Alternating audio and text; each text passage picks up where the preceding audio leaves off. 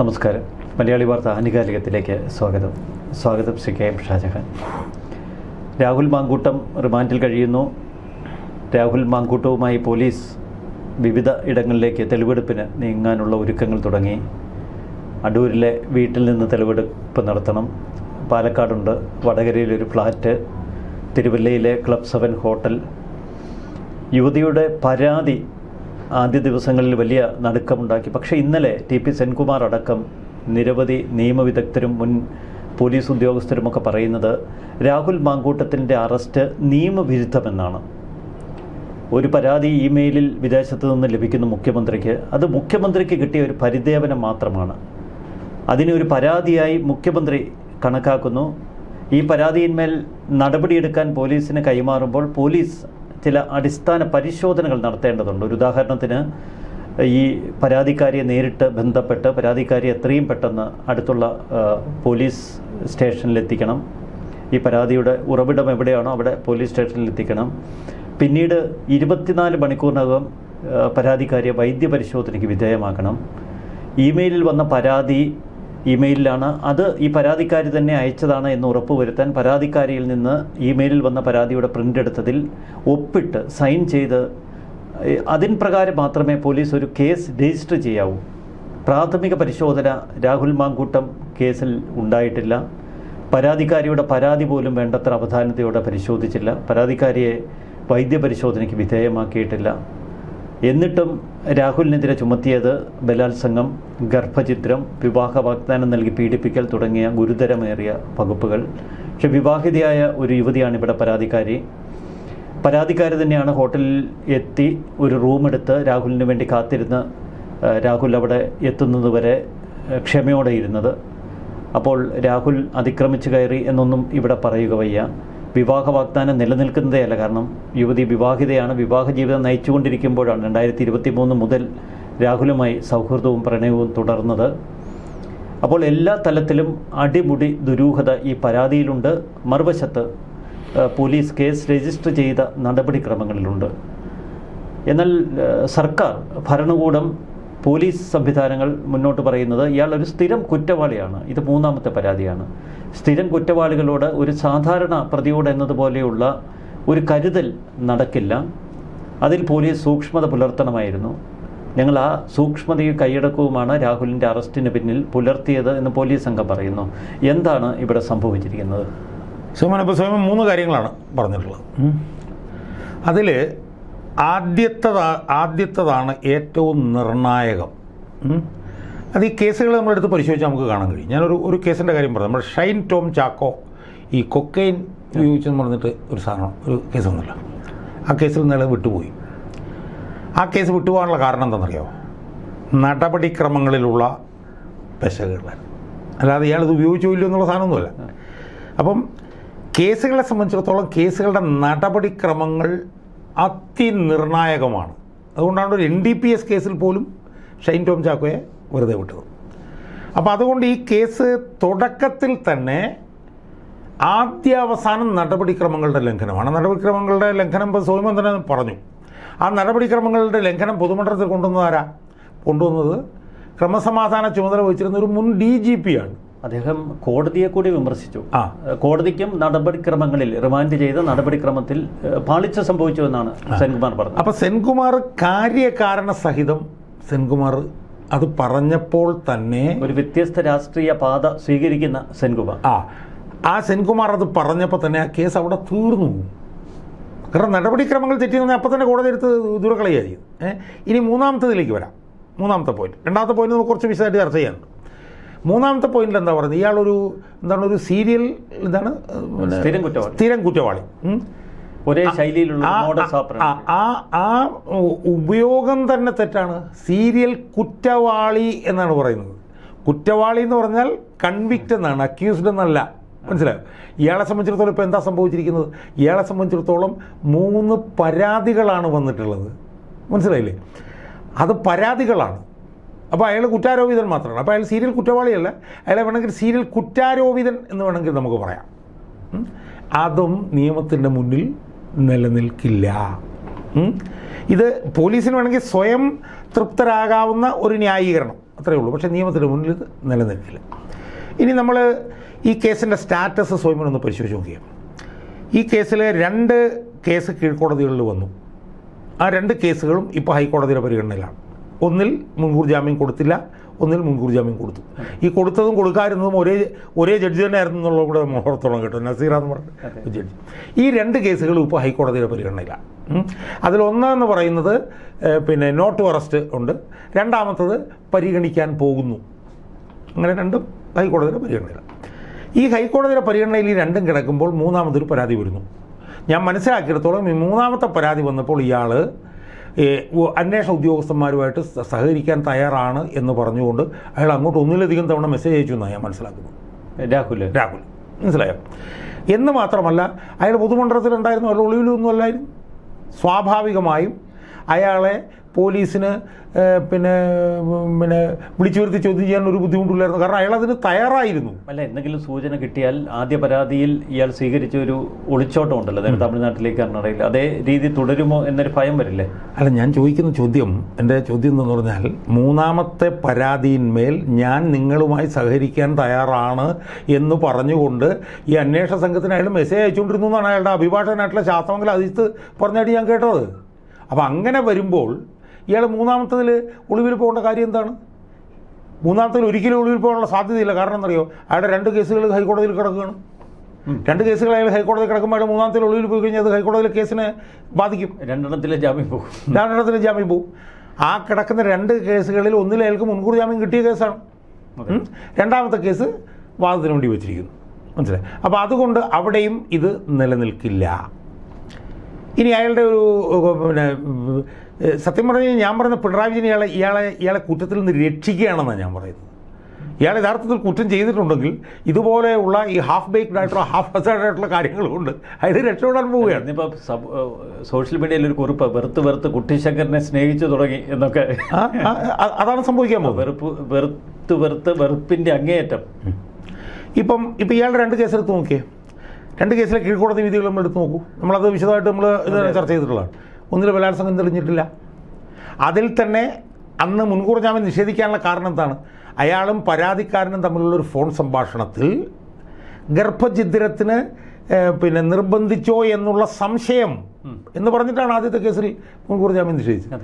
രണ്ടാമത്തെ കേസിലാകട്ടെ പിന്നെ മുൻകൂർ ജാമ്യം നിഷേധിക്കാൻ ഒരു കാരണവുമില്ല, ഒന്നുമില്ല എന്ന് പറഞ്ഞു. പക്ഷേ അതിനകത്തൊരു സുപ്രധാന കാര്യം കോടതി പറഞ്ഞിട്ടുണ്ടായിരുന്നു. അതെന്താണെന്ന് ചോദിച്ചാൽ, ഈ പരാതി KPCC പ്രസിഡന്റിനും ഒക്കെ അയക്കുന്നതിന് മുമ്പ് തന്നെ ക്രൈംബ്രാഞ്ചിന് അറിയാമായിരുന്നു എന്നുള്ളൊരു പരാമർശം അതിനകത്ത് നടത്തുന്നു. ആ പരാമർശം കോടതി എങ്ങനെ നടത്തിയെന്നറിയോ? അവരുടെ ആ കത്തിൻ്റെ അടിയിൽ എഴുതിയിരിക്കുന്നത്, നിങ്ങൾക്ക് എന്നെക്കുറിച്ച് കൂടുതൽ എന്തെങ്കിലും അറിയണമെങ്കിൽ ക്രൈംബ്രാഞ്ചിനോട് ചോദിക്കാൻ എന്ന് പരാതിക്കാരൻ എഴുതിയിരിക്കുന്നു. മനസ്സിലായി? അത് ചൂണ്ടിക്കാണിച്ച കോടതി പറഞ്ഞു ഇത് നേരത്തെ ക്രൈംബ്രാഞ്ചിന് അറിയാമെന്ന് തോന്നുന്നു. എന്നിട്ട് കോടതി വേറൊരു കാര്യം കൂടെ പറഞ്ഞു. എന്താ ഇതൊരു സമ്മർദ്ദം ഈ പരാതി തയ്യാറാക്കുന്നതിന് പിന്നിലുണ്ടോ എന്നുകൂടി കോടതി പറയുമ്പോൾ ഈ കത്ത് തയ്യാറാക്കിയത് ക്രൈംബ്രാഞ്ചാണെന്ന് നമുക്ക് നിരീക്ഷിച്ചുകൂടെ? അതാണ് വെൽ ഡ്രാഫ്റ്റഡ് എന്ന് സണ്ണി ജോസഫ് പറഞ്ഞു. സണ്ണി ജോസഫ് ഒരു അഭിഭാഷകനും കൂടെയാണ്. അപ്പോൾ ആ 2 കേസുകളുടെ ഒരു ശക്തി ഇയാളുടെ മുന്നിലുണ്ട്. ഇവിടെ ഒരു പ്രത്യേകതയുണ്ട്. ഈ ആദ്യ 2 പരാതിയിലും ഈ പരാതിക്കാരിയെ ബലാത്സംഗം ചെയ്തു എന്ന് കോടതിക്ക് മുൻപാകെ തെളിയിക്കാൻ അന്വേഷണ സംഘത്തിനോ പരാതി ഉന്നയിച്ച ആ യുവതികൾക്ക് കഴിഞ്ഞില്ല. അതുകൊണ്ടാണ് 3-ാം പരാതിയിൽ അതിക്രൂരമായി ബലാത്സംഗത്തിന് ഇരയാക്കി എന്ന് ഉറപ്പിക്കുന്ന വിധത്തിൽ ഈ പരാതി ഡ്രാഫ്റ്റ് ചെയ്തത്. പക്ഷെ അതും ഇപ്പോൾ തിരിച്ചടിക്കുക. അല്ല, ഞാൻ പറഞ്ഞത് എന്താണെന്നറിയോ സോമൻ? അതായത് എനിക്ക് ഇപ്പോൾ പ്രധാനമായിട്ട് തോന്നുന്നൊരു കാര്യം എന്നറിയോ, ഈ പിണറായി വിജയൻ്റെ ഉപദേശകർ എന്ന് പറഞ്ഞാൽ മരപ്പൊട്ടന്മാരാണ് എന്നാണ് എനിക്ക് തോന്നുന്നത്. കാരണം ഇത്രയും സെൻസ്ലെസ് ആയിട്ടുള്ള പരാതി തയ്യാറാക്കുമോ? ഇപ്പോൾ കഴിഞ്ഞ പരാതി തന്നെ നോക്കിയേ. കഴിഞ്ഞ പരാതിയിൽ തന്നെ എന്തെങ്കിലും സെൻസ് ഉണ്ടോ ആ പറഞ്ഞിരിക്കുന്ന കാര്യങ്ങൾ? ഒരു സ്ത്രീയെ കാണാൻ വരാൻ പറയുന്നു, ഉടനെ വന്ന ഉടനെ തന്നെ അവരെ ഹോം സ്റ്റേയിലേക്ക് കൊണ്ടുവന്നു, കണ്ട ഉടനെ തന്നെ അവരെ മാന്തി പൊളിക്കുന്നു. ഒന്നാമത്തെ കാര്യം എന്ന് പറഞ്ഞാൽ ഇയാളൊരു പൊതുപ്രവർത്തകൻ, പിണറായി വിജയൻ്റെ ഏറ്റവും വലിയ നോട്ടപ്പുള്ളി. സ്വാഭാവികമായും അയാൾ ഒരു ശ്രദ്ധ അയാളുടെ ഇടപെടലിൽ കാണിക്കില്ലേ? 1. 2, ഒരു സ്ത്രീയെ വിളിച്ച് മുറിയിലോട്ട് കയറ്റി കഴിഞ്ഞാൽ വാതിൽ തുറന്ന ഉടനെ അവരുടെ ദേഹത്തേക്ക് ചാടി വീടലാണോ ഒരു പുരുഷൻ? എനിക്കത് മനസ്സിലാവുന്നില്ല. അതിൻ്റെ യുക്തി എന്താണെന്ന് എനിക്ക് എത്ര ലൈംഗിക രോഗിയാണോ എന്നറിയില്ലല്ലോ നമുക്ക്. അല്ല, ഞാൻ ചോദിക്കുന്നത് ഈ അയാൾ ലൈംഗിക രോഗി എന്ന് പറയുമ്പോഴും ആ ലൈംഗിക രോഗം ഇങ്ങനെയാണോ മാനിഫെസ്റ്റ് ചെയ്യുന്നത്? അയാൾ എന്തൊക്കെ പറഞ്ഞാലും ഇനിയിപ്പോൾ ലൈംഗിക രോഗിയാണെന്ന് തന്നെ ഇരിക്കട്ടെ, ആണെങ്കിൽ പോലും അയാളൊരു പ്രധാനപ്പെട്ട രാഷ്ട്രീയ പ്രവർത്തകനല്ലേ? അയാൾ സർക്കാരിൻ്റെ കണ്ണിലെ കരടല്ലേ? അയാൾ സ്വാഭാവികമായും ഞാൻ സർക്കാരിൻ്റെ കണ്ണിലെ കരടല്ലേ, ഞാൻ പ്രധാനപ്പെട്ട ഒരു പൊളിറ്റിക്കൽ ലീഡറല്ലേ, യൂത്ത് കോൺഗ്രസിൻ്റെ നേതാവല്ലേ, ഞാനൊരു പെണ്ണിൻ്റെ പുറത്തേക്ക് ചാടി വീണ് കഴിഞ്ഞ് കഴിഞ്ഞാൽ എന്താകും അവസ്ഥ എന്ന് ചിന്തിക്കാനുള്ള സാമാന്യ ബുദ്ധി അയാളുടെ തലയിലുണ്ടാവില്ലേ? അപ്പോൾ എഴുതി വെച്ചിരിക്കുന്നത് എന്താണ്? നമ്മളെ രണ്ടാമത്തെ പരാതി ഓർമ്മയില്ലേ? കണ്ട ഉടനെ തന്നെ ചാടി വീണും മാന്തി പൊളിച്ചു, മാന്തി പറിച്ച് കീറി, അവസാനം അവർ ശ്വാസം മുട്ടി. അല്ല, ഇത് അതിനെ വിശേഷിപ്പിക്കുന്ന കാമഭ്രാന്ത് എന്നാണല്ലോ, അത് സമനില തെറ്റുന്ന അവസ്ഥയായിരിക്കും. അപ്പം ഈ പറഞ്ഞത് നമ്മളതൊക്കെ സെൻസിബിളായി നമ്മൾ ചിന്തിക്കുമ്പം അതിനകത്തൊരു കോമൺ സെൻസും ഇല്ല, ലോജിക്കും ഇല്ല. ആദ്യം 2 പരാതിയേക്കാൾ ഇവിടെ ഒരു വലിയ കോൺട്രഡിക്ഷൻ ഉണ്ടായത് ഈ യുവതി തന്നെ മുറിയെടുത്ത് രാഹുലിനെ അങ്ങോട്ടേക്ക് ക്ഷണിച്ചതാണ്, രാഹുൽ പറഞ്ഞിട്ടാണ് റൂമിലേക്ക് ചെല്ലുന്നു. പിന്നീട് രാഹുൽ നടത്തിയത് സമാനതകളില്ലാത്ത അതിക്രൂരമായ ഒരു ബലാത്സംഗം, മുഖത്ത് തുപ്പുന്നു, മുഖത്ത് അടിക്കുന്നു, ദേഹമാസകലം മാന്തി കയറുന്നു. പക്ഷേ അത്ര ക്രൂരത കാട്ടിയ ഒരാൾക്ക് വേണ്ടി പിന്നീട് ഈ യുവതി അയാളെ വിവാഹം കഴിക്കണമെന്ന് ആഗ്രഹിക്കുന്നു. അയാൾക്ക് 10,000 രൂപയുടെ ചെരുപ്പ് മേടിച്ചു കൊടുക്കുന്നു, ഷഡ്ഡി മേടിച്ചു കൊടുക്കുന്നു, UK പോകാൻ വിമാന ടിക്കറ്റ് അയച്ചു കൊടുക്കുന്നു. ഇതാണ് സമൂഹത്തെ ഇത്രമാത്രം കൺഫ്യൂസ് അത് നിർണായകമായ സാധനം. അതുപോലെ തന്നെ ആദ്യം കണ്ടപ്പോൾ അവരുടെ പുറത്തേക്ക് ചാടി വിടുന്നു. 2 ഗർഭധാരണ സമയമാണ് എന്നവർ പറയുന്നു. അത് പറയുമ്പോഴും ഇവൻ ഇത് തന്നെ ചെയ്യുന്നു. അവിടെ നമുക്കുണ്ടാകുന്നൊരു സംശയം എന്താണ്? ഈ യുവതി റെസിസ്റ്റ് ചെയ്യുന്ന സ്വയം നമ്മളൊന്ന് ആലോചിച്ച് നോക്ക്. ഒരു സ്ത്രീ മുറി കയറിയിരിക്കുന്നു, ആ സ്ത്രീയെ കണ്ട ഉടനെ തന്നെ അതിക്രൂരമായി അവരെ ബലാത്സംഗം ചെയ്യുന്നു. അവിടെ 2 കാര്യങ്ങൾ ഉണ്ടാവണം. ആ സ്ത്രീ ജെനുവിൻ ആണെങ്കിൽ, ഒന്ന് ആ സ്ത്രീ അതിനെ റെസിസ്റ്റ് ചെയ്യണം. യഥാർത്ഥത്തിൽ ഈ ഗർഭധാരണത്തിൻ്റെ സമയത്ത് കാമുകനല്ല ഭർത്താവ് ഇതിന് ശ്രമിച്ചാൽ പോലും സ്ത്രീകൾ റെസിസ്റ്റ് ചെയ്യും. കാരണം ആ സമയമാണ്, ആ സമയത്ത് സ്ത്രീകൾക്ക് ഇതിനോട് യാതൊരു താല്പര്യമില്ല. ഒന്നാമത്തെ. രണ്ടാമത്തെ കാര്യം, ഇതുപോലെ ആദ്യം കാണുന്ന ഒരാളെ ഇത്ര മൃഗീയമായി ബലാത്സംഗം ചെയ്യുമ്പോഴത്തേക്കും അവർ പരാതിപ്പെടില്ലേ സ്വയമാൻ? എനിക്കൊരു യുക്തി മനസ്സിലാകുന്നു ചോദിച്ചാൽ ഒന്നത് അല്ല, പിന്നീട് വിവാഹ വാഗ്ദാനം നൽകിയ അത് പിന്നീട് എന്ന് മാത്രമല്ല, രാഹുൽ മാങ്കൂട്ടം എന്ന് പറയുന്ന ഇയാളൊരു ബുദ്ധിമാനല്ലേ, അല്ലേ? ഭയങ്കര ഷൂഡ് പൊളിറ്റീഷ്യൻ ആണല്ലോ. അതുകൊണ്ടാണല്ലോ അയാൾ ചെറുപ്പത്തിൽ തന്നെ അയാൾ ഇത്രയും പ്രധാനപ്പെട്ട ആളായതും ഇത്രയും പ്രധാനപ്പെട്ട ഒരു പൊളിറ്റിക്കൽ ലീഡറായതും ഒക്കെ എന്തുകൊണ്ടാണ്? അയാളുടെ ബുദ്ധി കൊണ്ടല്ലേ. അപ്പോൾ അത്രയും ബുദ്ധിയുള്ള ഒരു രാഷ്ട്രീയ നേതാവ്, അയാൾ വലിയ ഷൂഡ് ആണ് എന്നുള്ളതിൻ്റെ തെളിവാണ്. ഇപ്പോൾ അറസ്റ്റ് മെമ്മോയിൽ, ഇൻസ്പെക്ഷൻ മെമ്മോയിൽ ഒന്നും ഒപ്പിടാൻ അയാൾ തയ്യാറല്ല. കാരണം അയാളുടെ ഒരു നിലപാട് ഈ അറസ്റ്റ് നിയമവിരുദ്ധമെന്നാണ്. അപ്പം അങ്ങനെ ബുദ്ധിയുള്ള ഒരു മനുഷ്യൻ, അങ്ങനെയുള്ളൊരു ബുദ്ധിയുള്ളൊരു മനുഷ്യൻ കാനഡയിൽ നിന്ന് വരുന്ന വിദ്യാസമ്പന്നയായ ഒരു സ്ത്രീയെ ഇതുപോലെ ബലാത്സംഗം ചെയ്താൽ അത് പ്രശ്നമാകുമെന്ന് മനസ്സിലാക്കാനുള്ള സെൻസ് അയാളുടെ തലയിലുണ്ടാവില്ലേ? അപ്പോൾ ഇതിനകത്ത് നോക്കുമ്പോൾ എന്താ കാണുന്നത്? അടിമുടി. ഇപ്പം ഈ ഭ്രൂണത്തിൻ്റെ കാര്യം പറയുന്നു, ഏതാണ്ട് 1.5 വർഷമായിട്ട് അത് ഫ്രീസറിൽ വെച്ചിരിക്കുകയാണെന്നാണ് പറയുന്നത്. എന്നാണ് അവശിഷ്ടം ആ സ്ത്രീ പറയുന്നത്. അതവിടെ ശീതീകരിച്ച് വെച്ചിരിക്കുമ്പോൾ തന്നെ ഇവനുമായിട്ട് വീണ്ടും ബന്ധത്തിൽ വന്നു വരുന്ന സാമ്പത്തിക ഇടപാടുകൾ നടക്കുന്നു. ഞാൻ പറഞ്ഞു ഇതിനൊക്കെ അതൊരു വലിയ പോയിന്റാണ്. ആലോചിച്ച് നോക്ക്, എന്തിനാണ് അത് സൂക്ഷിച്ച് വെച്ചിരിക്കുന്നത്? ഇവനെതിരെ കണക്ക് തീർക്കാനാണല്ലോ. ഇവൻ ഇത് ചെയ്തു എന്ന് വരുത്താം. പിന്നീടും ഇവർ തമ്മിൽ വളരെ സൗഹൃദ മനോഭാവം പുലർത്തിയിരുന്നു. അപ്പോൾ ആ സ്ത്രീയുടെ മാനസികം, നമ്മൾ ആ സ്ത്രീയെ അതിജീവിത, ആ സ്ത്രീയെ അങ്ങനെ ചെയ്യുന്നു ഇങ്ങനെ പറയുന്നു പറയാൻ പാടില്ല. ആ സ്ത്രീയുടെ ഒരു കാഴ്ചപ്പാട് നമ്മൾ നോക്ക്. സോമനി, ഇതിനകത്ത് വരുന്നൊരു പ്രധാനപ്പെട്ട പ്രശ്നം എന്താ? ഈ അതിജീവിത എന്ന് പറയുന്ന ഇരയെന്ന് പറയുന്ന ഇരകളിൽ ജനങ്ങൾക്കുള്ള വിശ്വാസമല്ലേ ഇതിലൂടെ നഷ്ടപ്പെട്ടു പോകുന്നത്? ഒരു വശത്ത് ഭ്രൂണെടുത്ത് സൂക്ഷിച്ചു പോകുന്നു അവനെ ശരിയാക്കാൻ, മറുവശത്ത് അത് സൂക്ഷിച്ചു വെച്ചിരിക്കുന്ന സമയത്ത് തന്നെ അവന് അടിവസ്ത്രം മേടിച്ചു കൊടുക്കുന്നു, അവന് കോസ്മെറ്റിക്സ് മേടിച്ചു കൊടുക്കുന്നു, അവനെ UK കൊണ്ടുപോകുന്നു, അവനോട്ട് ഒരുമിച്ച് ജീവിക്കാൻ ആഗ്രഹിക്കുന്നു, അവനോട് ഫ്ലാറ്റ് മേടിക്കും. അല്ല, തന്നോട് ഈ ക്രൂരത കാട്ടിയ ആ യുവാവിനെ ഏത് വിധേനയും ഒരു വിവാഹം കഴിച്ച് അവനെ ഒരു പ്രായച്ചിത്തം ചെയ്യിപ്പിക്കുക എന്നുള്ള അല്ല, അങ്ങനെയൊക്കെ ആയിരിക്കാം, നമുക്കറിയില്ല, അങ്ങനെയൊക്കെ ആയിരിക്കാം. പക്ഷേ ഇതിൻ്റെ പ്രശ്നം എന്ന് പറഞ്ഞാൽ ഇത് ഒരു കോമൺ മാൻ അല്ലെങ്കിൽ ഒരു പൊതുജനം നോക്കുമ്പോൾ ഇതിനകത്തുള്ള കോൺട്രഡിക്ഷൻസ് ആണ് ഈ കാണുന്നത് മുഴുവൻ. ആദ്യാവസാനം കോൺട്രഡിക്ഷൻസ് ആണ്. അല്ല, ഇതൊന്നും പോലീസ് പരിശോധിച്ചില്ല അപ്പോഴും? അല്ല, അതാണ് എനിക്ക് മനസ്സിലാവാത്ത. അത്ര മിനിമം കാര്യങ്ങൾ പോലും ഇപ്പം ഞാൻ ചോദിക്കട്ടെ, ഇപ്പം പോലീസിന് എന്തെങ്കിലും സെൻസ് ഉണ്ടെങ്കിൽ ഇത്രയേറെ നിയമവിരുദ്ധമായിട്ട് ഒരാളെ അറസ്റ്റ് ചെയ്യുമോ സൈമോനെ? കാരണം ഇത് മുഴുവൻ സുപ്രീം കോടതിൻ്റെ ഗൈഡ് ലൈൻസ് ആണ്. പിന്നെ ഈ രാഹുലിനെ പരിചയപ്പെട്ട ഒരു സന്ദർഭം പറയുന്നുണ്ട് ഈ യുവതി. മറ്റൊരു ബാല്യകാല സുഹൃത്ത് ഒരു രാഹുലിന് അപ്പന് ഒരു മൊബൈൽ ഫോൺ വാങ്ങിക്കൊടുക്കുന്നതുമായി ബന്ധപ്പെട്ട് കൊറിയർ കമ്പനിയുടെ ഫോൺ നമ്പർ അയച്ചു കൊടുക്കാൻ വാട്സാപ്പിൽ അയച്ചു കൊടുക്കുമ്പോൾ മുൻപ് തൻ്റെ അമ്മ പറഞ്ഞിരുന്നു പപ്പയുടെ ഒരു യങ് വെർഷനാണ് ഈ രാഹുൽ, അങ്ങനെ താൻ ടെലിവിഷനിൽ പെർഫോം ചെയ്യുന്ന രാഹുലിനെ ശ്രദ്ധിച്ചു. രാഹുലിൻ്റെ നമ്പർ തൻ്റെ വേറൊരു സുഹൃത്തിനോട് ചോദിച്ച് വാങ്ങി അത് മൊബൈലിൽ ഫീഡ് ചെയ്തിട്ടിരുന്നു. അപ്പോൾ ഈ ബാല്യകാല സുഹൃത്ത് രാഹുലിന് മെസ്സേജ് ചെയ്യുമ്പോൾ അറിയാതെ രാഹുൽ മാങ്കൂട്ടത്തിലാണ് മെസ്സേജ് പോയത്. ആ പറയുന്നതിലൊരു വൈരുദ്ധ്യമുണ്ട്. കാരണം ഒരു ഫോണിൽ നമുക്കറിയാം, നമ്മളൊക്കെ വാട്സാപ്പിൽ മെസ്സേജ് അയക്കുന്നതാണ്. ഫോണിൽ ഒരാളുടെ കോൺടാക്ട് ഡീറ്റെയിൽസ് നമ്മൾ ഫീഡ് ചെയ്ത് വെച്ചിട്ടുണ്ട് എങ്കിൽ ഇതിന് മുൻപ് വാട്സാപ്പിൽ മെസ്സേജ് അയച്ചില്ലെങ്കിൽ ആദ്യം വാട്സാപ്പിൽ വരുന്നതൊക്കെ സെൻഡ് മെസ്സേജുകൾ, നമ്മളല്ലെങ്കിൽ നേരത്തെ അയച്ച മെസ്സേജുകളുടെ ഒരു ലിസ്റ്റാണ്, അവരുടെ പേരുകളാണ്. അതല്ലാതെ പുതുതായിട്ടുള്ള ഒരു കോൺടാക്റ്റിലുള്ള ഒരാളെ കണ്ടുപിടിക്കണമെങ്കിൽ താഴേക്ക് നമ്മൾ സെർച്ച് ചെയ്ത് വന്ന് വളരെ വിഷമിച്ച് ആ ഫോൺ നമ്പർ കണ്ടുപിടിക്കേണ്ടി വരും. ഇവിടെ യുവതി പറയുന്നത് രാഹുലിന് അയച്ച മെസ്സേജ് മാറിപ്പോയി, പെട്ടെന്ന് തന്നെ ഡിലീറ്റ് ചെയ്തു, ഹൈ ഹൂയി എന്നൊക്കെ പറഞ്ഞ് രാഹുൽ മാങ്കൂട്ടൻ ചാടി വീണു. പിന്നീട് സൗഹൃദമായി, പ്രണയമായി. ഈ ഒരു വെർഷൻ പൂർണ്ണമായിട്ട് വിശ്വസിക്കാൻ പറ്റുന്നില്ല. പൂർണ്ണമായിട്ടും നല്ലത്. അത് പ്രാഥമികമായി തന്നെ അവിശ്വസനീയമാണ്. പ്രാഥമികമായി തന്നെ അവിശ്വസനീയം. നമ്മളിതിനകത്ത് കണ്ടൊരു കാര്യം ദിവസമാണ്, നമ്മളിതിനകത്ത് കണ്ടെന്ന് വെച്ചാൽ ഇതെല്ലാം കോടതിയുടെ മുമ്പിലേക്ക് പോകും. കോടതിയുടെ മുമ്പിലേക്ക് പോകുമ്പോൾ അതിനവിടെ നിലനിൽപ്പുണ്ടോ ഇല്ലേ, അങ്ങനെയാണ് അന്തിമമായിട്ട് അത് തീരുമാനിക്കപ്പെടുക. അല്ല, നമ്മുടെ ചാനലുകളൊക്കെ ചോദിക്കുന്നത് അതിജീവിതയ്ക്കൊപ്പം നിൽക്കേണ്ട ഉത്തരവാദിത്വം സമൂഹത്തിനില്ലേ എന്നാണ്. അതിന് യാതൊരു സംശയവുമില്ല. പക്ഷേ അതിജീവിതകളെ നമ്മൾ ഒരു ഇര വന്നു എന്ന ഒരൊറ്റ കാരണം കൊണ്ട് ആ ഇര പറയുന്നതിനെ പൂർണ്ണമായിട്ടും നമുക്ക് എങ്ങനെയാണ് വിശ്വസിക്കാൻ പറ്റുക? അങ്ങനെ നമ്മൾ വിശ്വസിക്കാൻ തുടങ്ങിക്കഴിഞ്ഞാൽ അത് ഇരകളോട് തന്നെ ചെയ്യുന്നൊരു അനീതിയല്ലേ. ഇന്നിപ്പോൾ ഇതാ ജീനാദേവി കുഞ്ഞമ്മ പറയുന്നു അതിജീവിതനാന്ന്. അവർ സ്ത്രീയാണല്ലോ, സ്ത്രീകളുടെ പ്രതികരണമൊക്കെ നമ്മൾ കേട്ടു. അപ്പോൾ യഥാർത്ഥത്തിൽ എന്താ സംഭവിക്കുന്നത്? ഈ ദൃശ്യമാധ്യമങ്ങളുടെ ഈ തെറ്റായിട്ടുള്ള സമീപനം അവർ യഥാർത്ഥത്തിൽ എന്താ ചെയ്യും? സ്വയമൊന്ന് ആലോചിച്ച് നോക്കൂ. നമ്മൾ ഈ 3 പരാതികളിലും നമ്മളെടുത്ത് പരിശോധിച്ച് നോക്കൂ.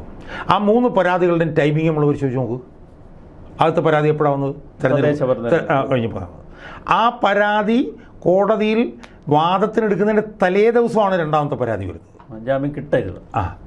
മൂന്നാമത്തെ പരാതി എപ്പോഴാണ് വരുന്നത്? തോറ്റു തുന്നമ്പാടി ഇരിക്കുമ്പോഴത്തേക്ക് ശബരിമലയിൽ നിന്ന് ശ്രദ്ധ കൊണ്ടുപോകാനായിട്ട് തന്ത്രി അറസ്റ്റ് ചെയ്ത്. അപ്പോൾ സ്വാഭാവികമായും ഇങ്ങനെ അതിജീവിതകൾ വന്നിട്ടുണ്ടെങ്കിൽ ദുരുപദിഷ്ഠിതമാണ് അവരുടെ വരവെന്നുള്ളത് പിന്നെ ക്ലിയർ അല്ലേ? പക്ഷെ ഇതിലെല്ലാം രാഹുൽ പരസ്പര സമ്മതത്തോടെ ലൈംഗിക ബന്ധം പുലർത്തിയെന്ന് പറയുന്നുണ്ട്. സോമന, ഒരു കാര്യം ഉറപ്പ്, അത് നമ്മൾ അർത്ഥശങ്കയ്ക്കിടയില്ലാത്തതും പറയാതെ നിവൃത്തിയില്ല. ഒരു രാഷ്ട്രീയ പ്രവർത്തകനാകാനുള്ള ഒരു യോഗ്യതയും ആദ്യാവസാനവും ഇല്ലാത്ത ഒരാളാണ് രാഹുൽ മാങ്കൂട്ടം. അയാളുടെ പ്രധാനപ്പെട്ട പണി ഇതാണ്, സ്ത്രീകളുമായിട്ട് ബന്ധത്തിൽ ഏർപ്പെടുക എന്നുള്ളതാണ്. അയാൾ എന്തെങ്കിലും രാഷ്ട്രീയത്തോടും ജനങ്ങളോടും കമ്മിറ്റ്മെൻ്റ് ഉണ്ടായിരുന്നവനാണെങ്കിൽ ഈ പണിക്ക് പോവുമോ? ചിലപ്പോൾ ഒരെണ്ണത്തിലൊക്കെ വല്ല പെട്ടു എന്ന് പറഞ്ഞാൽ മനസ്സിലായി. ഇത് എത്ര എണ്ണമാണ് അവിടെ ഇവിടെയും കേൾക്കുന്നത്. അപ്പോൾ അതുകൊണ്ട് രാഹുൽ മാങ്കൂട്ടത്തിനെ സംബന്ധിച്ചിടത്തോളം അയാളുടെ രാഷ്ട്രീയത്തിൽ തുടരാൻ ഒരു യോഗ്യതയില്ലാത്ത ഒരു നേതാവാണ്, ഒരു സംശയവുമില്ല. പക്ഷേ അയാളെ അനാവശ്യമായി കുരുക്കാൻ ശ്രമിക്കുമ്പോൾ യഥാർത്ഥത്തിൽ ഒരു വൃത്തികെട്ടവൻ രക്ഷപ്പെട്ടു പോവുകയാണ് ഇതിനകത്തോട് ചെയ്യുന്നത്. വലിയൊരു ഹീറോ ഇമേജ് വരും. വരികയാണ് ചെയ്യുന്നത്.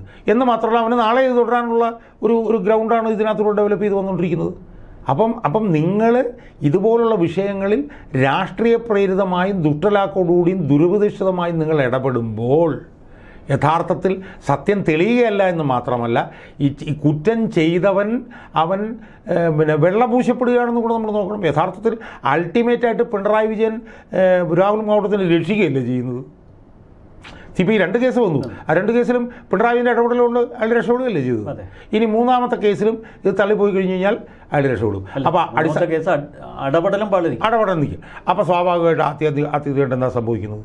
ഇയാൾ ചെയ്തത് ശരിയാണെന്ന് വരുന്നു. അങ്ങനെ വരുമ്പോൾ ഇയാൾ ചെയ്ത വൃത്തികേടുകളെല്ലാം വെള്ളം പൂശപ്പെടുന്നു. അങ്ങനെ വരുമ്പോഴത്തേക്കും ഇയാൾ ആത്യന്തികമായി പിന്നെ രക്ഷപ്പെടുന്നു, ഹീറോയാവുന്നു. അപ്പം അതിജീവിത വരുന്നു, അതിജീവിതയെ നമ്മൾ ന്യായീകരിക്കുന്നു പറയുമ്പോഴത്തേക്കും അത് അതിജീവിതയിൽ നിന്ന് പറഞ്ഞു വരുന്ന എല്ലാവരെയും ന്യായീകരിക്കുക എന്നുള്ളതല്ല അതിൻ്റെ അർത്ഥം. ഇപ്പം ഞാൻ തന്നെ എൻ്റെ കാര്യം സ്വയം നിർത്തി നോക്കും. ഞാൻ VS അച്യുതാനന്ദനോട് വന്നപ്പോഴത്തേക്ക് ഏറ്റവും കൂടുതൽ ഫൈറ്റ് ചെയ്ത VS അച്യുതാനന്ദനോട് നമ്മൾ ഫൈറ്റ് ചെയ്ത കേസ് കുഞ്ഞാലിക്കുട്ടിക്കെതിരായിട്ടുള്ള ഐസ്ക്രീം പാർലർ കേസായിരുന്നു. അതുപോലെ തന്നെ കിളിരൂർ കേസ്, കവിയൂർ കേസ്, എത്ര സ്ത്രീപീഡന കേസ്. ആ സ്ത്രീപീഡന കേസുകളിലെല്ലാം വസ്തുതകൾ ഉണ്ടായിരുന്നുകൊണ്ട് അതിനകത്ത് നമ്മൾ ഫൈറ്റ് ചെയ്തു. ഇപ്പോൾ കുഞ്ഞാലിക്കുട്ടിക്കെതിരായിട്ടുള്ള ഐസ്ക്രീം പാർലർ കേസിൽ കുഞ്ഞാലിക്കുട്ടിയെ പിടിച്ച് ജയിലിടാൻ വേണ്ടിയിട്ടാണ് അച്യുതാനന്ദൻ ശ്രമിച്ചത്. അങ്ങനെ ചെയ്യാൻ ശ്രമിച്ചു എന്നൊക്കെ പറഞ്ഞാൽ ഊഹാപോഹങ്ങൾ ഉണ്ടായിരുന്നെങ്കിലും അച്യുതാനന്ദൻ എന്താ ചെയ്തുകൊണ്ടിരുന്നത്? അച്യുതാനന്ദൻ നിയമപോരാട്ടമല്ലേ നടത്തിക്കൊണ്ടിരുന്നത്. P. ജോസഫിനെതിരെ പരാതി വന്നു. അച്യുതാനന്ദൻ എന്താണ് ചെയ്തത്? രാജിവെക്കാൻ പറഞ്ഞു. രാജിവെച്ചു. അയാൾ അത്യയുദ്ധം ഉയർത്തിയിട്ട് പിന്നെ തിരിച്ചു വന്നു അല്ലേ. ആൻ്റണി രാജുവിൻ്റെ എതിരെ ആരോപണം വന്നു. ആൾ മത്സരിക്കരുതെന്ന് പറഞ്ഞ് 2006 മാറ്റി നിർത്തി. നമ്മൾ ഓരോ കേസ് നമ്മളൊന്ന് എടുത്തു നോക്കി. പിന്നെ മറ്റേ നീലലോഹിദാസ് നാടകത്തിലായിട്ട് ആരോപണം വന്നു, അയാൾ മത്സരിക്കേണ്ട, മാറി നിൽക്കാൻ പറഞ്ഞു. അപ്പോൾ അതാണൊരു യഥാർത്ഥ രാഷ്ട്രീയ നിലപാട്. അല്ലാതെ രാഷ്ട്രീയ പകപോക്കൽ നമ്മൾ ശ്രമിച്ചാൽ അത് നിലനിൽക്കില്ല. ഇനി നമ്മൾ മനസ്സിലാക്കേണ്ട ഒരു പ്രധാനപ്പെട്ട കാര്യം എന്താ, ഇവിടെ ഒരു അതിഭീകരമായിട്ടുള്ള ഭരണകൂട ഭീകരതയല്ലേ ഇവിടെ അരങ്ങേറിക്കൊണ്ടിരിക്കുന്നത്. ഇപ്പം രാഹുൽ മാങ്കൂട്ടം തെറ്റ് ചെയ്തിട്ടുണ്ടെങ്കിൽ അയാൾ ശിക്ഷിക്കപ്പെടണം. അത് നിയമപരമായ വഴികൂടെ പോകുന്നുണ്ടെങ്കിൽ അയാൾ സ്ത്രീ പീഡകനാണെങ്കിൽ അതിനുള്ള ശിക്ഷ അയാൾക്ക് കിട്ടണം. പക്ഷേ ഇവിടെ അതിന് ചെയ്യുന്നത് ഭീകരമായിട്ടുള്ള ഭരണകൂട ഭീകരതയല്ലേ. അയാൾ വലിച്ചു എടുത്തിട്ട് പിന്നെ കൊണ്ടുപോകില്ല. ഇത് വേറെ ആർക്ക് വേണമെങ്കിലും സംഭവിക്കാവുന്നൊരു കാര്യമല്ലേ ഇത്. പക്ഷേ പ്രശ്നം എന്താണ്, ഇത് രാഹുൽ മാങ്കൂട്ടമായിട്ട് ബന്ധപ്പെട്ട പ്രശ്നമായതുകൊണ്ട് ഒരുത്തിനും ഇത് മിണ്ടാത്തതുകൊണ്ട് എന്ത് പറ്റും? അല്ല, കോൺഗ്രസും ഇത് നോക്കി നിസ്സംഗതയോടെ നിൽക്കാൻ അവർക്കും കഴിയുന്നുള്ളൂ. രാഹുലിന് എന്ത് വേണം ചെയ്തോ എന്നുള്ളൊരു മൗനാനുവാദം. അപ്പോൾ അതിലൂടെ സംഭവിക്കുന്നത് എന്താണ്, ഈ ഭരണകൂട ഭീകരതയ്ക്ക് അവരും ഓശാന പാടുകയാണ് ചെയ്യുന്നത്. കാരണം നാളെ ആർക്ക് വേണമെങ്കിലും ഈ ഭരണകൂട ഭീകരത ഉണ്ട്. ഇപ്പോൾ എനിക്കെതിരെ നാളെ ഉണ്ടാവാം. അപ്പോൾ എനിക്കെതിരെ അന്ന് ചെയ്തത് എന്താണ്, എറണാകുളത്തെ FIR ഇട്ടു, 1 മണിക്കൂർ 55 മിനിറ്റ് കഴിഞ്ഞപ്പോൾ തിരുവനന്തപുരത്ത് അറസ്റ്റ് ചെയ്തു. അപ്പോൾ ഇതിനകത്തുള്ളൊരു വലിയ അപകടം ഇതിനകത്ത് പതിയിരിക്കുന്നുണ്ട്. ഇനി ചെയ്യാനാണെന്നുണ്ടെങ്കിൽ കൃത്യമായി തെളിവുകളുടെ അടിസ്ഥാനത്തിൽ ചെയ്യണം, ശിക്ഷിക്കണം. ഇപ്പോൾ രാഹുൽ മാങ്കൂട്ടം തെറ്റിയിട്ടുണ്ടെങ്കിൽ ശിക്ഷിക്കരുതെന്ന് ആരാ പറഞ്ഞിട്ടുള്ളത്? ശിക്ഷിക്കുക തന്നെ വേണം. പക്ഷേ ഇവിടെ രാഹുൽ മാങ്കൂട്ടത്തിന് ശിക്ഷിക്കലല്ലല്ലോ ഇവിടുത്തെ പ്രധാനപ്പെട്ട ലക്ഷ്യം. ഇവിടെ രാഹുൽ മാങ്കൂട്ടം വിഷയം കൊണ്ടുവരുന്നത് എന്തിനാണ്? തെരഞ്ഞെടുപ്പ് വരുമ്പോഴത്തേക്കും ശ്രദ്ധ തിരിക്കണം, അത് കഴിഞ്ഞ് തോറ്റു കഴിഞ്ഞ് ജനവിധരാകുമ്പോഴത്തേക്കും അതിനകത്ത് ശ്രദ്ധ തിരിക്കണം. ഇതിനു വേണ്ടിയിട്ടാണ് ഈ വിഷയം കൊണ്ടുവരുന്നത്. അങ്ങനെ വരുമ്പോഴാണ് ഇതെല്ലാം പാളിപ്പോകുന്നത്.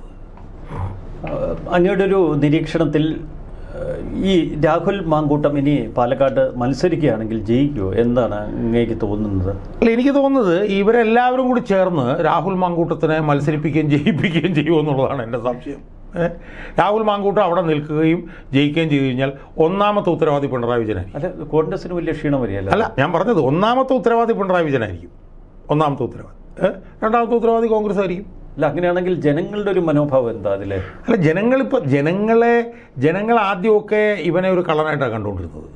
പക്ഷേ ഈ പിണറായി വിജയനും ഈ UDFകാരെല്ലാം കൂടെ ചേർന്ന് അയാളെ ഇപ്പോൾ വലിയൊരു ഹീറോ ആക്കി മാറ്റിക്കൊണ്ടിരിക്കുകയാണ്. അതിൻ്റെ ആത്മവിശ്വാസം ഈ രാഹുലിൻ്റെ മുഖത്തുണ്ട്. രാഹുൽ തന്നെ അന്വേഷണ ഉദ്യോഗസ്ഥരോട് പറയുന്നു, ഞാൻ സ്വതന്ത്രനായി പാലക്കാട് മത്സരിക്കും, ഞാൻ ജയിക്കും, ഈ കേസൊക്കെ പൊളിച്ച് ഞാൻ പുറത്തു വരും, നിങ്ങൾ എനിക്കെതിരെ നിയമവിരുദ്ധമായി രജിസ്റ്റർ ചെയ്തിരിക്കുന്ന കേസിന് ഞാൻ പകരം ചോദിക്കും. ഈ ഒരു ആത്മവിശ്വാസം ഇത് നമ്മെ അത്ഭുതപ്പെടുത്തുന്നു. അല്ല, ഇത് അതിജീവിത എന്ന് പറയുന്ന ആ പരാതിക്കാരിയോട് രാഹുലിനെ അങ്ങോട്ട് ഒന്ന് ഭയപ്പെടുത്താൻ നോക്കിയപ്പോൾ നിങ്ങളെ പാർട്ടി പുറത്താക്കി, നിങ്ങൾ ഇമേജ് വീണ്ടെടുക്കാൻ ഇറങ്ങിത്തിരിച്ചിരിക്കുകയാണ്, പക്ഷേ ഒരുപാട് പേരുടെ ജീവിതം നശിപ്പിച്ചിട്ട് നീയൊന്നും അങ്ങനെ ഇമേജ് വീണ്ടെടുക്കാൻ നോക്കേണ്ട എന്ന് പറഞ്ഞപ്പോൾ നിനക്ക് ചെയ്യാൻ പറ്റുന്നത് ചെയ്യ്, ഞാൻ എന്തെങ്കിലും അങ്ങോട്ട് ചെയ്താൽ അത് നിനക്ക് താങ്ങാൻ പറ്റില്ല, നീ ചെയ്യാൻ പറ്റുന്നത് ചെയ്യുക, ഞാൻ എല്ലാത്തിൻ്റെ എക്സ്ട്രീമിൽ നിൽക്കുകയാണ്. അങ്ങനൊരു വളരെ ധാർഷ്ട്യപൂർവമായൊരു നിലപാടാണ്. അല്ല, അതിന് 2 കാരണങ്ങളുണ്ട്. ഒന്ന്, നിയമപരമായി അയാൾ അഡ്വാൻറ്റേജസ് ആണ് അയാളുടെ പൊസിഷൻ എന്നൊക്കെ മനസ്സിലായിട്ടുണ്ട്. അയാൾ എല്ലായിടത്തും പറയുന്നത് പരസ്പര സമ്മതത്തോടെയാണ് ഇത്തരം ബന്ധങ്ങൾ തുടർന്നത്. അല്ല, അത് എനിക്ക് തോന്നുന്നു ഞാൻ അവസാനം കേട്ടതെന്ന് ഈ അടുത്ത കാലം വരെ ഇവരുമായിട്ട് ബന്ധമുണ്ടായിരുന്നു എന്നുള്ളൊരു തെളിവുകളുടെ ഉണ്ടെന്നാണ് ഞാൻ കേട്ടത്. എൻ്റെ തെളിവുണ്ട്, അത് അയാൾ പറയുന്നു. അതാണ് ഞാൻ പറയുന്നത്. അയാൾ ബുദ്ധിമാനായതുകൊണ്ട് അയാൾ ഇതിൻ്റെ തെളിവുകളെല്ലാം ശേഖരിച്ചിട്ടുണ്ടാവും. അയാളെ സംബന്ധിച്ചിടത്തോളം ഈ 2 കേസ് കഴിഞ്ഞപ്പോൾ ഈ 3 കേസ് വരും എന്നുള്ള അയാൾ മുൻകൂട്ടി കണ്ടിട്ടുണ്ടാവും. മുൻകൂട്ടി കണ്ട് അവളുമായിട്ട് ബന്ധം സ്ഥാപിച്ചിട്ടുണ്ടാവും. മനസ്സിലായി? അപ്പോൾ ഇതെല്ലാം നടക്കുമ്പോൾ നമ്മൾ മനസ്സിലാക്കേണ്ടതെന്ന് പറഞ്ഞു കഴിഞ്ഞാൽ ഈ അതിജീവിതകൾ എന്ന് പറഞ്ഞു വരുന്നതിനകത്ത് ശരിയായ അതിജീവിതകളുണ്ട്, അല്ലാത്തവരുമുണ്ട്. ഇത് ഡിഫറൻഷ്യേറ്റ് ചെയ്യാത്താണ് നമ്മുടെ കുഴപ്പം. നമ്മൾ അതിജീവിതം എന്ന് പറഞ്ഞാൽ ഉടനെ ചാടി അങ്ങ് വീഴും. ചാടി വീണ് കഴിയുമ്പോഴത്തേക്ക് ഉണ്ടാകുന്ന പ്രശ്നം എന്താണ്? അവസാനം നമ്മൾ തന്നെ ഇളിഭീരായി മാറിപ്പോവും. എന്ന് പറഞ്ഞതുപോലെ ഇവരുടെ കാര്യത്തിൽ നമ്മൾ അവരെ അധിക്ഷേപിക്കാനോ മോശമാക്കാനോ കുറ്റപ്പെടുത്താനോ നമ്മൾ ശ്രമിക്കില്ല. പക്ഷേ ഇവർ പറയുന്ന കാര്യങ്ങളിലുള്ള വൈരുദ്ധ്യങ്ങൾ ചൂണ്ടിക്കാണിക്കാനുള്ള ഉത്തരവാദിത്വം പൊതുപ്രവർത്തനം എന്നുള്ളതിലും മാധ്യമപ്രവർത്തനം എന്നുള്ളതിലും നമുക്കുണ്ട്. ദൃശ്യമാധ്യമങ്ങൾക്കുണ്ടാകുന്ന പ്രശ്നം എന്താണ്? അതിജീവിതം എന്ന് പറഞ്ഞാൽ അതിജീവിതം അവിടെ നിന്നില്ലെങ്കിൽ നമ്മളങ്ങ് മോശമായി പോകും. അതുകൊണ്ട് അതിജീവിതം വന്നു കഴിഞ്ഞാൽ ഏഷ്യാനെറ്റിലെ സീനിയർ റിപ്പോർട്ടർമാരൊക്കെ അത് 1-2 പരാതി പോലല്ല, ഇതിനകത്ത് ഭയങ്കരമായിട്ടുള്ള വിഷയങ്ങളുണ്ട്. ഇതിനകത്ത് മറ്റേ ഭ്രൂണം എടുത്ത് ശീതീകരിച്ച് വെച്ചു, ഇതിനകത്ത് സാമ്പത്തിക ഇടപാടുകളുണ്ട് എന്നൊക്കെയാണ് സീനിയർ റിപ്പോർട്ടർമാർ വരെ പറയുന്നത്. മനസ്സിലായി? ഇതൊക്കെ നമ്മൾ മനസ്സിലാക്കേണ്ട കാര്യം എന്നറിയാം. ഇതൊക്കെ പഴയ കാലമല്ലേ ഇപ്പോഴത്തെ കാലം. നമ്മളൊരു 100 പ്രാവശ്യമെങ്കിലും നമ്മൾ മൊബൈൽ തുറന്നു. എന്തായാലും തന്ത്രിയുടെ അറസ്റ്റും ഇതേ രാഹുൽ മാങ്കൂട്ടത്തിൻ്റെ അറസ്റ്റും അത് രണ്ടും ഇടതുപക്ഷം പ്രത്യേകിച്ച് പിണറായി വളരെ ബുദ്ധിപരമായി പ്ലാൻ ചെയ്ത തന്ത്രപരമായി നീക്കുക. അല്ല, പക്ഷേ ഞാനതിനോട് യോജിക്കുന്നില്ല. കാരണം എന്താണെന്നറിയോ, ഇപ്പോൾ ഇന്നലെ തന്നെ ഹൈക്കോടതിയിൽ നിന്ന് വന്ന പരാമർശങ്ങളും ശ്രദ്ധിച്ചേ. ഈ രാഹുൽ മാങ്കൂട്ടത്തിന് ഇത്രയും കത്തി നിൽക്കുമ്പോൾ പോലും ഹൈക്കോടതി സിംഗിൾ ബെഞ്ചിൽ നിന്ന് വന്ന ശങ്കർദാസിന്റെ കാര്യം, ശങ്കർദാസിന്റെ കാര്യത്തിൽ ശങ്കർദാസ് അല്ലല്ല ഞാൻ പറയുന്നത്, ഇന്നലെ ഹൈക്കോടതിയിൽ നിന്ന് വന്ന പരാമർശങ്ങൾ ഈ രാഹുൽ മാങ്കൂട്ടം വിഷയത്തെക്കാൾ കൂടുതൽ പ്രാധാന്യത്തോടുകൂടി ഏഷ്യാനെറ്റൊക്കെ ചർച്ച ചെയ്തത് ഇന്നലെ ഹൈക്കോടതിയിലെ പരാമർശങ്ങളാണ്. മനസ്സിലായി. ഇനിയിപ്പോൾ 2 ദിവസം കഴിയുമ്പോഴത്തേക്കും ഇന്നും നാളെയൊക്കെ ആയിട്ട് അതിൻ്റെ ഉത്തരവ് വരും. അത് അതിനേക്കാളും ഭീകരമായിരിക്കും. അതുകൊണ്ട് ഒരു 100 രാഹുൽ മാങ്കൂട്ടം കൊണ്ടുവന്നു കഴിഞ്ഞാലും ഈ ശബരിമല പോലുള്ള വിഷയത്തിൽ നിന്ന് രക്ഷപ്പെടാൻ പറ്റും എന്ന് ഞാൻ വിശ്വസിക്കുന്നില്ല. ഇത് തിരിച്ചടിയാകുള്ളൂ. പഞ്ചായത്ത് തിരഞ്ഞെടുപ്പിലും രാഹുൽ മാങ്കൂട്ടം വിഷയം ഇടതുപക്ഷത്തിന് തിരിച്ചടിയായി എന്ന് തന്നെയാണ് ഞാൻ വിശ്വസിക്കുന്നത്. നിയമസഭാ തെരഞ്ഞെടുപ്പിലും അങ്ങനെ തന്നെയാവും. അതിനേക്കാൾ കൂടുതലാവാനാണ് സാധ്യത. രാഹുൽ മാങ്കൂട്ടം നാളെ ജയിച്ചിട്ടുണ്ടെങ്കിൽ അതിൻ്റെ ഏറ്റവും പ്രധാനപ്പെട്ട ഉത്തരവാദി രാഹുൽ മാങ്കൂട്ടം ഏറ്റവും കൂടുതൽ നന്ദി പറയേണ്ടത് പിണറായി വിജയൻ. ഇപ്പോൾ ഞാനിപ്പോൾ എൻ്റെ ഉദാഹരണം ഞാൻ പറഞ്ഞിട്ട് എന്നെ അറസ്റ്റ് ചെയ്തു. ഇപ്പം ഞാൻ റോഡിൽ കൊണ്ട് നടക്കുമ്പോഴത്തേക്കും മിക്കവാറും പേർക്കും എന്നെ കണ്ടറിയാം. ഈ രാഹുൽ മാങ്കൂട്ടം വിഷയത്തിൽ പൊതുജനങ്ങൾ അങ്ങോട്ട് എങ്ങനെയാണ് സംവദിക്കുന്നത്? എന്താണ് അവരുടെ ഒരു മനോഭാവം? അല്ല, അവരെല്ലാവരും തന്നെ പൊതുജനങ്ങളെന്നല്ല, പ്രത്യേകിച്ച് സ്ത്രീകൾ, പൊതുജനങ്ങളെക്കാളും പ്രധാന സ്ത്രീകളാണ്. ഇയാളോട് കാണിക്കുന്നത് അനീതിയാണ് എന്നാണ് സ്ത്രീകൾ പറയുന്നത്. എനിക്കതിനകത്തുള്ള പ്രശ്നം എന്താണെന്നറിയോ? ഞാനിപ്പോഴും ഇയാൾ ശരിയല്ല എന്ന് വിശ്വസിക്കുന്ന ആളാണ് ഞാൻ. ധാർമ്മികമായി ശരിയാണ്. പക്ഷേ അയാൾ മഹത്വവൽക്കരിക്കപ്പെടുകയാണ് സ്ത്രീകളുടെ ഇടയിൽ പോലും. ഇന്നലെ തന്നെ ഒരു സ്ത്രീയുടെ കമൻറ്റ് യൂട്യൂബിൽ വന്ന് വൈറലായിട്ടുണ്ട്. അപ്പോൾ അതുകൊണ്ട് ഇതൊക്കെ ചെയ്യുന്നതിലൂടെ ആത്യന്തികമായി കള്ളന്മാർ രക്ഷപ്പെട്ടു പോവുകയാണ് എന്നാണ് ഞാൻ പറയുന്നത്. അതിൻ്റെ ഉത്തരവാദി കേരളത്തിലെ ബഹുമാനപ്പെട്ട മുഖ്യമന്ത്രി പിണറായി വിജയൻ തന്നെയാണ് എന്ന് വരുമ്പോഴാണ് ഇതിനകത്തൊരു വൈരുദ്ധ്യം നമുക്ക് മനസ്സിലാവുന്നത്. തീർച്ചയായിട്ടും വളരെ നന്ദി ശ്രീ കെ എം ഷാജഹാൻ. നന്ദി, നമസ്കാരം.